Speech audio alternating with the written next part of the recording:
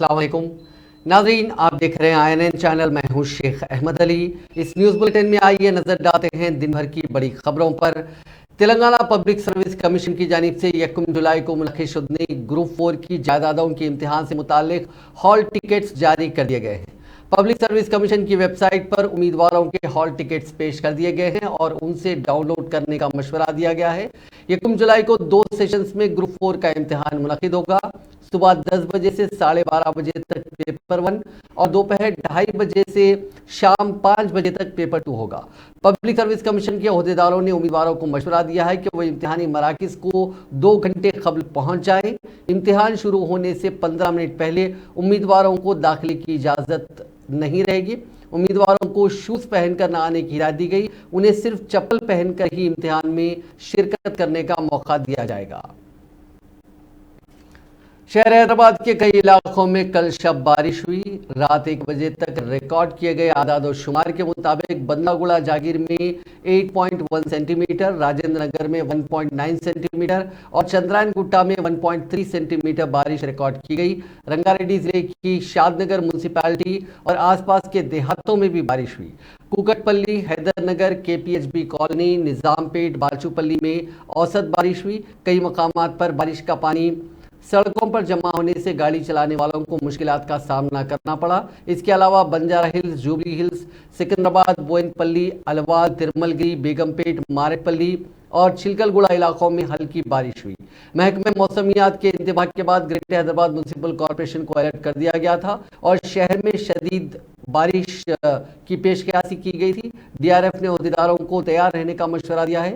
इसी दौरान महकमे मौसमियात ने आइंदा 3 दिनों तक रियासत के मुख्तलिफ अजला में मूसलाधार बारिश की पेशकशी की है।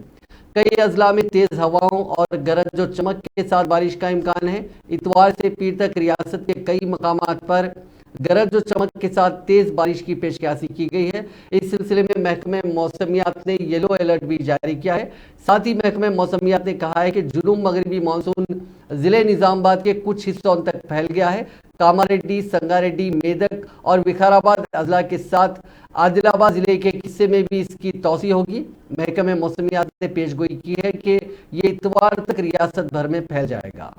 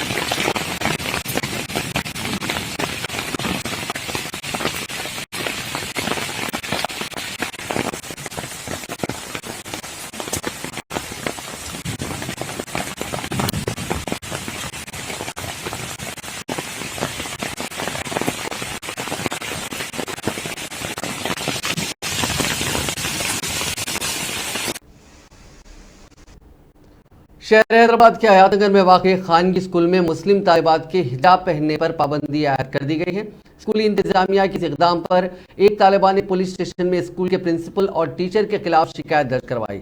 अपनी शिकायत में तालिबा ने कहा कि 10वीं जमात में ज़ेर तालीम वो और उसकी एक सहेली को हेड स्कार्फ पहनने पर एतराज़ किया जा रहा है। स्कूल के प्रिंसिपल और चंद टीचर्स हेड स्कार्फ ना पहनने की हिदायत दे रहे हैं। वो 12 जून से शुरू होने वाले नए तालीमी साल के आगाज से ही हेड स्कार्फ पहनकर स्कूल जा रही थी, जिस पर रोजाना स्कूल के प्रिंसिपल और एक टीचर ने उनसे क्लासरूम में हेड स्कार्फ ना पहनने की हिदायत दी, जिस पर वो मजबूरी में पुलिस स्टेशन से रुजू हुए। बताया गया कि तालिबा की शिकायत के बाद पुलिस ने इस वाक़े की तहकीकात शुरू कर दी है। वाज़ेह है कि चंद दिन कबल शहर के संतोष नगर में वाक़े एक वुमेंस डिग्री कॉलेज में डिग्री के इम्तिहान लिखने वाली बुरखा पोश तालिबात को भी बुरखा उतार कर इम्तिहान लिखने की हिदायत दी गई थी, जिस पर काफ़ी हंगामा भी हुआ था। इस वाक़े पर अपना रद्द-ए-अमल देते हुए वज़ीर दाखिला मोहम्मद महमूद अली ने तहकीकात करते हुए मुतालिका डिग्री कॉलेज के इंतजामिया के खिलाफ कार्रवाई करने का तयख्खुद दिया था।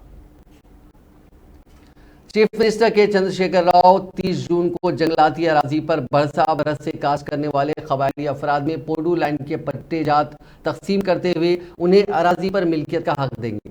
चीफ मिनिस्टर के जराये के मुताबिक 30 जून से पोडू लैंड की तकसीम के अमल का आगाज होगा। चीफ मिनिस्टर चंद्रशेखर राव आसिफाबाद जिले मुस्तकर पर एक प्रोग्राम में शिरकत करते हुए पोडू लैंड की तकसीम अमल में लाएंगे। इसके साथ ही रियासत के कबायली अजला में वज़रा, अरकान असम्बली और दीगर अवामी मुंतखबा नुमाइंदे पोडू लैंड की तकसीम करेंगे। बताया गया है कि 24 जून से ही इस प्रोग्राम को शुरू करने का फैसला किया गया था। ताहम चीफ मिनिस्टर की मसरूफियात और मरकजी इलेक्शन कमीशन की टीम रियासत का दौरा कर रही है, जिसके पेश नज़र इस प्रोग्राम को 30 जून तक मुलतवी कर दिया गया है। मरकजी वजीर हरदीप सिंह पुरी ने तेलंगाना हुकूमत की जानिब से शुरू करदा सैनिटेशन हब प्रोग्राम की सताइश की। उन्होंने कहा कि इस तरह की इख्तराई सोच के साथ महकमे बल्दिया काम कर रहा है और इसके जरिए मुख्तलिफ चैलेंजेस का सामना किया जा सकता है। उन्होंने तेलंगाना के वज़ीर बल्दी नज़्म के.टी. रामाराव और दूसरों से कहा कि इस प्रोग्राम में वो अपने भी एहसास और नमूनों को शामिल करने की ख्वाहिश रखते हैं। उन्होंने तेलंगाना के बल्दी अहदेदारों से ख्वाहिश की है कि अनकरीब उनकी वजारत की जानिब से दिल्ली में मुनक़िद किए जाने वाले एक इजलास में इस प्रोग्राम से मुतालिक तफसीलात पर प्रेजेंटेशन पेश करें। दिल्ली के दौरे में मसरूफ वज़ीर के.टी. रामाराव ने आज मरकजी वज़ीर शहरी तरक्यात हरदीप सिंह पुरी से मुलाकात की थी। इस मौके पर KTR के हमरा रुकने पार्लियामेंट डॉक्टर रंजीत रेड्डी, महकमे बल्दी नज़्म के special chief secretary Arvind Kumar और दूसरे मौजूद थे। वज़ीर सेहत हरीश राव ने शहर हैदराबाद के Niloufer hospital centre of excellence का इफ्तिताह किया। इस मौके पर मीडिया से बात करते हुए उन्होंने कहा कि रियासत में नौज़ायदा बच्चों की अमवात को मुकम्मल तौर पर कम करने के मकसद के तहत मुल्क में पहली मरतबा तेलंगाना हुकूमत ने सेंटर ऑफ एक्सीलेंस का क़याम अमल में लाया, जिस पर 2 करोड़ रुपए खर्च किए गए। उन्होंने कहा कि इस सेंटर के जरिए नीलोफर हॉस्पिटल में काम करने वाले माहिर डॉक्टर्स ने वर्चुअल तरीके से रियासत के मुख्तलिफ सरकारी हॉस्पिटल्स में नौज़ायदा बच्चों को ज़रूरत के मुताबिक तिब्बी इमदाद फराहम करेंगे। दूर दराज इलाकों से नौज़ायदा बच्चों को नीलोफर हॉस्पिटल तक लाने के लिए उनके वालिदैन को काफ़ी परेशानियों का सामना करना पड़ा है, जिसके पेश नज़र हुकूमत ने नीलोफर में सेंटर ऑफ एक्सीलेंस का क़याम अमल में लाया। इस सेंटर से रियासत भर के सरकारी दवाखानों में पैदा होने वाले बच्चों की हालत पर उन्हें इलाज का मशवरा दिया जाएगा।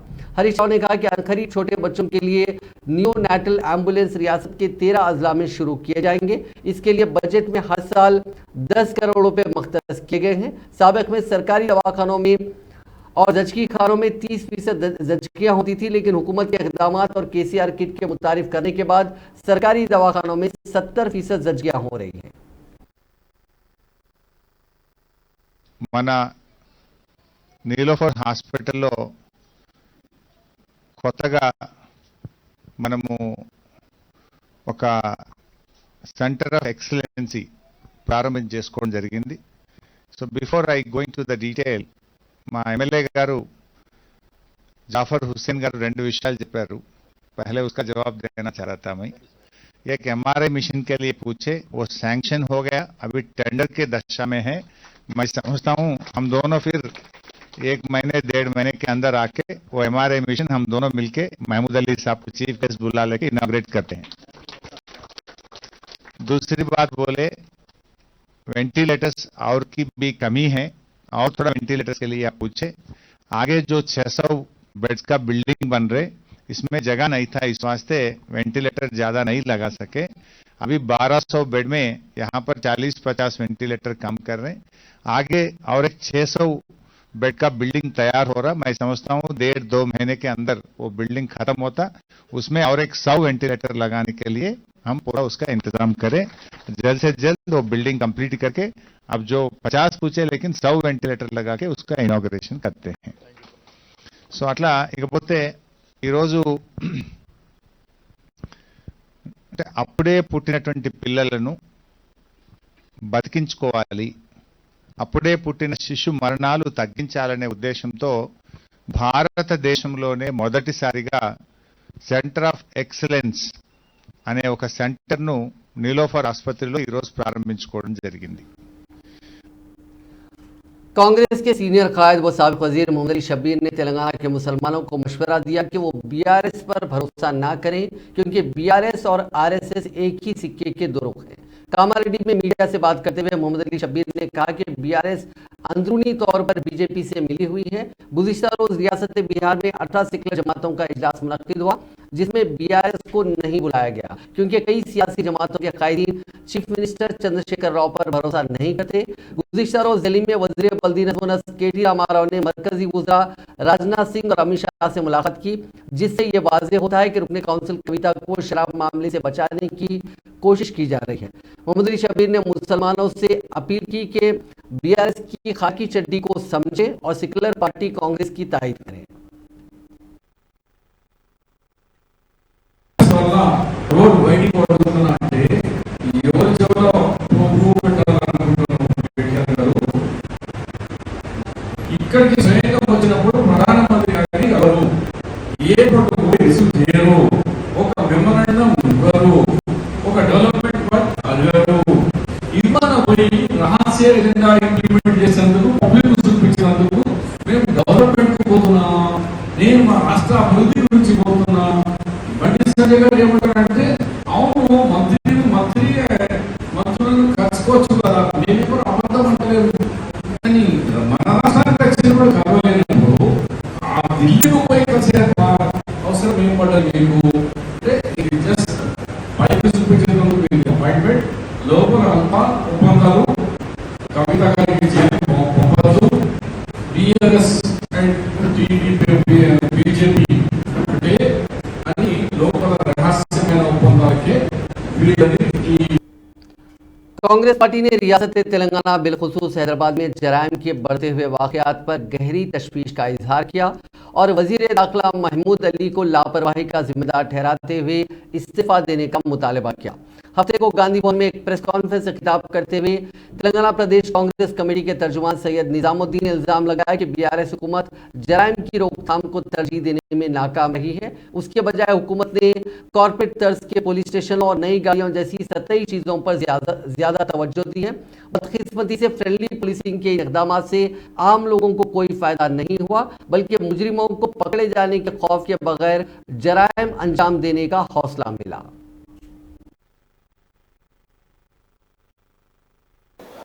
शहर हैदराबाद में 15 घंटे में 7 मर्डर केस और 2 अटेम्प्ट मर्डर केस रजिस्टर हुए। मइलाड़देवपल्ली में डबल मर्डर केस, चप्पा चबूतरा में double murder case, Narsingi police station, Chaderghat police station, Boinpally police station एक मर्डर केस रजिस्टर हुआ। इसके अलावा एसआर नगर पुलिस स्टेशन में 2 अटेम्प्ट मर्डर केस हुए। ऐसे इतने क्राइम्स होने के बावजूद भी तेलंगाना के होम मिनिस्टर मोहम्मद महमूद अली साहब डीके सेलिब्रेशन में मसरूफ होते हुए दरगाह यूसुफियन की जियारत करके उन्होंने एक पुलिस स्टेशन को इनाग्रेशन करते हुए कहा कि तेलंगाना पुलिस पूरे हिंदुस्तान के अंदर नंबर 1 पुलिस है। इसके अलावा जो फ्रेंडली पुलिसिंग की बात है, फ्रेंडली पुलिसिंग को तेलंगाना ही नहीं बल्कि पूरे हिंदुस्तान अप्रिशिएट कर रहा बोल रहे। गुज़िश्ता हफ्ते में विकाराबाद डिस्ट्रिक्ट में 19 साल की एक मासूम लड़की जो नर्सिंग की स्टूडेंट है, उन्होंने अपने जाति अपने भवने के साथ लड़ाई हुई तो उनको दूसरे को उठा के ले जाके उसको जो है ना बुरी तरीके से उसको मार दिया गया, चाकों से चरपटे मार दिए, आंखों के अंदर जो है राड़ा घुसा के उसको जो है तालाब के अंदर ले जाके फेंक दिए। इसके अलावा बीआरएस के एमएलए पटनम नरेंद्र डी के ऊपर और उनके साथियों के ऊपर उनके जो काम करने वाले उनके ऊपर एक एक्सटॉर्शन केस बुक हुआ, रॉन्गफुल कन्फाइनमेंट केस बुक हुआ, असॉल्ट केस बुक हुआ। एक किसान के साथ उन्होंने जो है लैंड डिस्प्यूट पे असॉल्ट करके एक्सट्रैक्शन करे। यही नहीं, इसके अलावा बीआरएस के और एक काउंसलर बोधन मंडल में शंकर नगर के अंदर निजामाबाद डिस्ट्रिक्ट में राधा कृष्णा के काउंसलर है, उनके भाई रविंदर उनके साथियों के साथ मिलकर 13 साल की एक मासूम बच्ची के साथ रेप करे। हैदराबाद के अंदर एक 5 member gang well known history sheeter एक बिजनेसमैन को किडनैप करके 10 लाख रुपए एक्सट्रैक्शन करे। ये तमाम चीजें अगर हम देख रहे हैं तो क्या ये लॉ एंड ऑर्डर सिचुएशन का फेलियर नहीं है क्या? इतना सब होने के बावजूद भी होम मिनिस्टर साहब के पास से कोई ऐसा स्टेटमेंट रिलीज नहीं हुआ ये इंसिडेंटों के ऊपर। कम से कम विक्टिम की फैमिली को जो भरोसा दिलाने का काम। कांग्रेस के सीनियर लीडर व साबिक रुकन पार्लियामेंट वी हनुमंत राव ने पटना में कल मुनक्किद हुई अपोजिशन जमातों के इजलास का खैर मकदम किया। गांधी भवन में मीडिया से बात करते हुए हनुमंत राव ने कहा कि मुल्क में बीजेपी को शिकस्त देने के लिए सभी अपोजिशन पार्टियों में इत्तेहाद नागुज़ीर है। 15 पार्टी मिले, जिसमें से राहुल गांधी है, लालू प्रसाद यादव है, ममता बनर्जी है, शरद पवार जी है, सभी लोग, स्टैलिन है। 15 पार्टी एक जगह मिलके सेव डेमोक्रेसी। इस देश में जो लोग इलेक्शन में जीत के आते हैं, सरकार बनाते, उसके बावजूद भी ये जितने भी सीबीआई, ईडी है, ये जो उन लोगों से सरकार गिराने की कोशिश कर रही, उसी वजह से ये सरकार, एनडीए सरकार, जीटीएस सरकार को भी हटाने की कोशिश कर रही। इसके ऊपर सेव डेमोक्रेसी के ऊपर मीटिंग लगाए, उसमें 15 पार्टी आए। मैं चाहता हूँ आने वाले दिनों में भी ये वो स्ट्रांग होना। मल्लिकार्जुन करके शिमला में भी मीटिंग लगा रहे, ये और पार्टियां भी इसके साथ होंगे। तो आने वाले इलेक्शन में नरेंद्र मोदी को हटाना चाहिए। आज राहुल गांधी कन्याकुमारी से कश्मीर तक जब चले, लोगों की तकलीफ मालूम हो गया। किसान क्या परेशान है, नौजवान क्या परेशान है, बेरोजगारी कहां तक बढ़ गया। जो वादे करे 2 करोड़ नौकरी नहीं दिए और काला धन लाते बोले, हर एक बैंक अकाउंट में रखते बोले, वो भी नहीं है। सभी लोग आज पब्लिक सेक्टर को भी प्राइवेट करने की कोशिश कर रहे हैं। उसे राहुल गांधी खुद बोला 2 लाख नौकरी लोगों को हटा दिए। ये पंडित जवाहरलाल नेहरू देश आजादी से होने के बाद पहली मरतबा पब्लिक सेक्टर वो भी प्राइवेट लोगों को बेचना शुरू करे। विशाखा हुकूमा जन्मा को बोले, उसको भी निकाल के अदानी को दे रहे। तो इसी वजह से अब समय आ गया, 2024 में बराबर कांग्रेस की सरकार आएगा। अपोजिशन की जो नरेंद्र मोदी की सरकार है, लोगों के साथ धोखा दिया। ये धोखे के खिलाफ सब पार्टी एक होना चाहिए और डेमोक्रेसी को बचाना है तो हर पार्टी मिलना। मैं जब बिहार गया था, वो मैं उनसे मिलने गया तो फोन में बात करा, मैं बोला आप बहुत अच्छा काम कर रहे हैं, मेरा लेटर पढ़ के बड़ा खुश हुआ। ये काम बराबर कर सकते हैं, हर पार्टी मिले तो ही। क्यों बोलते उनके पास काफी धन हो गया, करोड़ों रुपए, बड़े बड़े पूंजीपति उनके हाथ में है। तो मैं चाहता हूँ बराबर आने वाले दिनों में राहुल गांधी की हवा चल रहा है, उसी वजह से हर वाईएसआर तेलंगाना पार्टी को कांग्रेस में जम कर दिए जाने की मीडिया इत्तलात के दरमियान कांग्रेस के बाज़ ज़राए ने बताया कि आइंदा 2 दिन में वाईएसआर शर्मिला दिल्ली का दौरा करने वाली हैं, जहां वो कांग्रेस के अहम कायदीन से मुलाकात करेंगी। इम्कान है कि इस मुलाकात में शर्मिला की वाईएसआर तेलंगाना पार्टी को कांग्रेस में जम कर देने के बारे में तबादला ख्याल किया जाएगा। ज़राए ने बताया कि कबल अज़ कांग्रेस हाईकमान ने कर्नाटका के पीसीसी सदर व deputy chief minister DK Shiva Kumar के तवज्जो से वाईएस शर्मिला को उनकी पार्टी कांग्रेस में जम कर देने की तरगीब दी थी और काफ़ी हद तक शर्मिला ने उसूली तौर पर रजामंदी भी जाहिर की। ताहम उन्होंने पार्टी को जम करने के लिए चंद शराइत भी रखी। अगर शर्मिला की शराइत को कांग्रेस हाईकमान कबूल करती है तो ऐसी सूरत में बहुत जल्द वाईएसआर तेलंगाना पार्टी कांग्रेस में जम हो जाएगी। कांग्रेस हाईकमान का यह ख्याल है कि शर्मिला की कांग्रेस में शमूलियत से तेलंगाना के साथ साथ आंध्र प्रदेश में भी कांग्रेस का मौक़िफ़ मुस्तहकम होगा। बताया गया कि कांग्रेस की कौमी जनरल सेक्रेटरी प्रियंका गांधी ने भी डीके शिव कुमार के जरिए शर्मिला को अपनी पार्टी कांग्रेस में जम करने का मशवरा दिया था और बेहतर मुस्तकबिल की भी जमानत दी थी। रुकने असेंबली ईटला राजेंद्र और साबिक रुकने असेंबली कोमटिरेड्डी राजगोपाल रेड्डी के कांग्रेस में शामिल होने की इत्तलात के दरमियान आज दोनों बीजेपी हाईकमान ने इन दोनों कायदीन को दिल्ली तलब किया। इसी तरह तेलंगाना बीजेपी कायदीन के दरमियान पाए जाने वाले इख्तलाफात और रियासती सदर बंडी संजय के खिलाफ एक और ग्रुप की सरगर्मियों से परेशान बीजेपी हाईकमान ने रियासत से ताल्लुक रखने वाले मरकजी वजीर जी किशन रेड्डी को भी फौरी दिल्ली आने की हिदायत दी।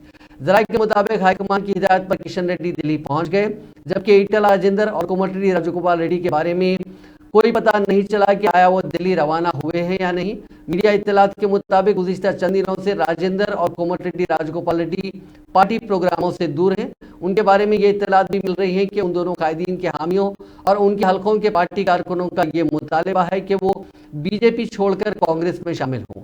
हामियों के दबाव में ये दोनों कायदीन तशद्दुद का शिकार है। बताया गया कि बीजेपी के रियासती सदर बंडी संजय को भी इस बात का इल्म हो चुका है कि ये दो कायदीन किसी भी राह में पार्टी छोड़ सकते हैं। इस सिलसिले में बंडी संजय ने मीडिया से कहा था कि पार्टी छोड़ने वालों को रोका नहीं जा सकता। अगर कोई कायद बीजेपी छोड़कर डूबने वाली कश्ती में सवार होना चाहता है तो खुशी से सवार हो सकते हैं।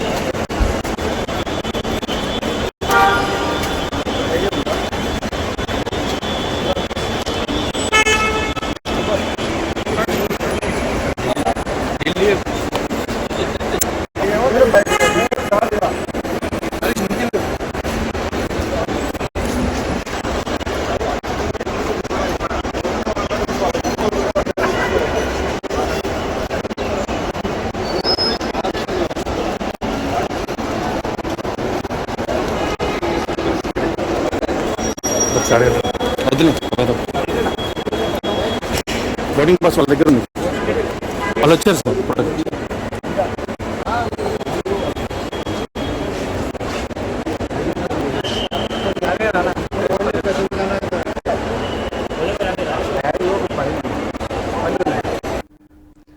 बीजेपी के कौमी सदर जेपी नड्डा 25 जून को तेलंगाना का दौरा करेंगे। नड्डा दोपहर 1:15 शमशाबाद एयरपोर्ट पहुंचेंगे। दोपहर 1:15 से 2:30 बजे तक नड्डा नोटल होटल में संपर्क से अभियान प्रोग्राम के हिस्से के तौर पर समाज के अहम शख्सियात से मुलाकात करेंगे और मोदी के 9 साला दौरे हुक्मरानी की तफसीलात से उन्हें वाकिफ करवाएंगे।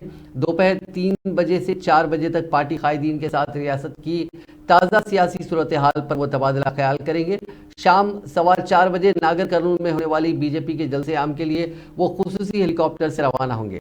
नड्डा शाम 4:45 बजे नागर कर्नूल पहुंचेंगे। जलसे में शिरकत के बाद वो शाम 6:10 पर नागर कर्नूल से हेलीकॉप्टर में रवाना होंगे और शाम 6:40 पर शमशाबाद एयरपोर्ट पहुंचेंगे और शाम रात 7:40 पर वो तिरुवनंतपुरम के लिए रवाना हो जाएंगे। Telangana federation of chamber of commerce अपनी 106 साला तारीख में पहली मरतबा 28 से 30 जून इख्तिराई टेक्नोलॉजी और तजुर्बात पर Hyderabad international convention centre Madhapur में एक नुमाइश का एहतमाम कर रहा है। इस नुमाइश का मकसद मुल्क के एंटरप्रेन्योर्स को असरी तहकीकी व मुसाबकती तरक्यात से वाबस्ता करते हुए नौजवानों को सनती पैदावार से जोड़ना है। INN चैनल से बात करते हुए सदर Telangana federation of chambers of commerce Anil Agarwal ने बताया कि 150 से ज्यादा micro, small and medium entrepreneurs और स्टार्टअप्स इस नुमाइश का हिस्सा होंगे। प्रेसिडेंट FTCCI 106 साल की हिस्ट्री में फेडरेशन यह पहली बार एक्सपो कर रहा है। यह इसका बहुत ही एम्बिशियस प्रोजेक्ट है और यह इनोवेशन टेक्नोलॉजी पर हो रहा है। काफ़ी कंपनीज आ रहे हैं यहाँ पर। एक डेलीगेशन फ्रॉम वियतनाम भी आ रहा है। 3 कंट्रीज ने अपना पार्टिसिपेशन, अपने स्टॉल लगाने का इरादा किया है और वो लगा रहे हैं। तो मेरा सभी से निवेदन है, जो बडिंग एंटरप्रेन्योर्स, जो उद्योगपति और जो इंडस्ट्रीज चला रहे हैं तेलंगाना में, वो हमारे एक्सपो में आए और इसका लाभ उठाए। शुक्रिया, थैंक यू। GHMC के आउटसोर्सिंग मुलाजिमीन ने आज अपने मुतालबात को लेकर मलकपेट बल्दिया के दफ्तर के रूबरू धरना दिया। उन्होंने हुकूमत से मुतालबा किया कि उनकी खिदमात को बाकायदा किया जाए। आउटसोर्सिंग मुलाजिमीन ने हुकूमत को इंतबाह देते हुए कहा कि अगर हुकूमत उनके मुतालबे को तस्लीम नहीं करती है तो वो मौसम बरसात में खिदमात अंजाम नहीं देंगे। ज़ेरे तामीर फ्लाईओवर की दीवार से बड़े ट्रक के टकरा जाने के नतीजे में तेलंगाना के जिले नलगुंडा की नारकेटपल्ली अडंकी शाहरा पर तकरीबन 5 किलोमीटर तक ट्रैफिक जाम की सूरत हाल पैदा हो गई। ये ट्रक मिर्यालगुड़ा से नारकेटपल्ली की सिम जा रहा था, जिसके ड्राइवर ने उसका तवाजुन खो दिया। इसके नतीजे में इस ट्रक ने हफ्ते की सुबह इंदिरा गांधी के मुजस्समे के करीब ज़ेरे तामीर फ्लाईओवर की दीवार को टक्कर दे दी। बड़े पैमाने पर इसकी वजह से ट्रैफिक जाम हो गई। फ्लाईओवर की दीवार को टक्कर की शिद्दत के नतीजे में किसी भी किस्म का नुकसान नहीं पहुंचा। इस वाकये में किसी की हलाकत या फिर किसी के जख्मी होने की भी कोई इतला नहीं है। इतला मिलते ही पुलिस वहां पहुंची और उसने बड़े ट्रक को वहां से काफ़ी जद्दोजहद के बाद हटाने में कामयाबी हासिल की। आंध्र प्रदेश के एलूरू में बड़े जलसे-आम के मौके पर रियासत की असल अपोजिशन जमात तेलुगु देशम का स्टेज गिर पड़ा। ताहम इस वाकये में किसी की हलाकत या फिर किसी के जख्मी होने की कोई इतला नहीं मिली। इस वाकये के साथ ही स्टेज पर बैठे तेलुगु देशम पार्टी के कायदीन और कारकुन गिर पड़े, जिसके नतीजे में वो मामूली जख्मी हो गए। यह वाकया एलूरू के बिटुलावारी गुड़म में मुनक़िदा एक प्रोग्राम के दौरान पेश आया। साबिक वजीर निम्मा कायला चिन्ना राजप्पा इस जलसे से खिताब कर रहे थे कि अचानक तूफानी हवाओं के सबब स्टेज जोरदार आवाज के साथ गिर पड़ा, जिससे वहां मौजूद अफराद में अफरा तफरी मच गई। तेलंगाना के विकाराबाद जिले में एक शख्स का इंतहाई बेदर्दी के साथ कत्ल कर दिया गया। कत्ल से कबल उसकी नाक, जबान और कान काट दिए गए। इसके बाद बेदर्दी से कत्ल कर दिया गया। यह अफसोसनाक वाकया विकाराबाद जिले के कोलंगल असेंबली हल्के के दौलताबाद में पेश आया। मकतूल की शिनाख्त गांव के संगीपल्ली शेखर के तौर पर की गई। इसकी उम्र 32 बरस है। मकामी लोगों ने पुलिस को इतला दी। इतला मिलने पर पुलिस ने मौके पर पहुंचकर तहकीकात शुरू कर दी। बताया जाता है कि नाजायज ताल्लुकात कत्ल की वजह है और पुलिस ने एक शख्स को इस सिलसिले में गिरफ्तार कर लिया है। शहर हैदराबाद में खातून ने एक शख्स का पीट कर कत्ल कर दिया। ये वाकया राजेंद्र नगर पुलिस स्टेशन के हुदूद में वाक़ बुधवेल में पेश आया। मकामी श्रीनिवास नामी शख्स रात देर गए जयाम्मा नामी खातून के घर में घुस गया और उसके साथ जबरदस्ती करने की कोशिश की। इस हरकत के साथ ही खातून नींद से बेदार हो गई और इसके साथ ही श्रीनिवास भागने लगा। ताहम तवाजुन खो जाने की वजह से वो गिर पड़ा। जयम्मा ने उस पर पाइप से हमला कर दिया। इस हमले में श्रीनिवास की मौत हो गई। बुरी तरह से पिटाई के नतीजे में शराब के नशे में मदहोश श्रीनिवास की मौत के बाद खातून अपने घर में चली गई और दरवाजा बंद करके सो गई। सुबह पड़ोसियों ने उसके मकान के सामने नाच देखकर पुलिस को इतला दी। बाद खातून ने अपने शोहर बालैया के साथ राजेंद्र नगर पुलिस स्टेशन में खुद सुपुर्दगी अख्तियार की। फ्लैट के सामने कचरा डालने का इल्जाम लगाते हुए तेलंगाना हाईकोर्ट के एडवोकेट ने पड़ोसी ज़ईफ शख्स और खातून की पिटाई कर दी। इस वाक़े का वीडियो सोशल मीडिया के अहम प्लेटफॉर्म्स पर तेजी के साथ वायरल हो गया। तफसीलात के मुताबिक शहर हैदराबाद के मलकपेट इलाके में वाक़या पेश आया। हमलावर उस एडवोकेट की शिनाख्त एंथनी रेड्डी के तौर पर की गई है। ये मलकपेट के मुसरामबाग साई नगर रेसिडेंसी अपार्टमेंट में मुकीम है। उसने उसके फ्लैट के सामने कचरा डालने का इल्जाम लगाते हुए ज़ईफ शख्स और खातून की पिटाई कर दी। उसने खातून को फ्लैट के करीब घसीटा और उसकी भी बुरी तरह पिटाई कर दी। साथ ही उसने इस मामले में मुदाखलत करने वालों को भी ज़दोकोब किया। तेलंगाना के जिले रंगारेड्डी में पेश आए सड़क हादसे में 2 अफराद हलाक और एक शख्स शदीद जख्मी हो गया। यह हादसा जिले के शादनगर बल्दी हुदूद के सोलीपुर देहात के करीब आज सुबह उस वक्त पेश आया जब मुखालिफ सिम से आने वाली तेज रफ्तार लॉरी को बोलेरो गाड़ी ने टक्कर दे दी। पुलिस ने बताया कि बेंगलुरु कौमी शाहराह पर हैदराबाद से पड़ोसी रियासत आंध्र प्रदेश के कर्नूल को जाने वाली बोलेरो गाड़ी के ड्राइवर ने तवाजुन खो दिया। इसके नतीजे में बोलेरो गाड़ी डिवाइडर और फिर दूसरी सिम से आने वाली तेज रफ्तार लॉरी से टकरा गई।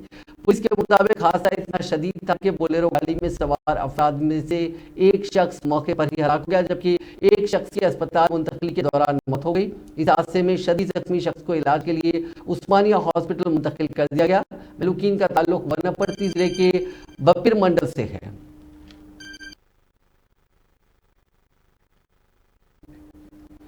शोहर और ससुराली रिश्तेदारों की हरासानी से तंग आकर बीवी ने अपने 2 साला बेटे के साथ खुदकशी कर ली। ये वाकया हैदराबाद के फिल्म नगर विनायक नगर में पेश आया। उस खातून की शिनाख्त श्रीशा के तौर पर की गई जो 3 माह की हामिला है। जराये के मुताबिक शोहर और ससुराली रिश्तेदारों की जानिब से हरासानी से तंग आकर उस खातून ने यह इंतहाई इक़दाम किया। श्रीशा और उसके शोहर विश्वनाथ के दरमियान झगड़े हो रहे थे। उसने बेटे को पहले फांसी दी और फिर खुद भी खुदकशी कर ली। इस वाक़े की इत्तला के साथ ही पुलिस वहां पहुंच गई और ज़ाब्ते की कार्रवाई की।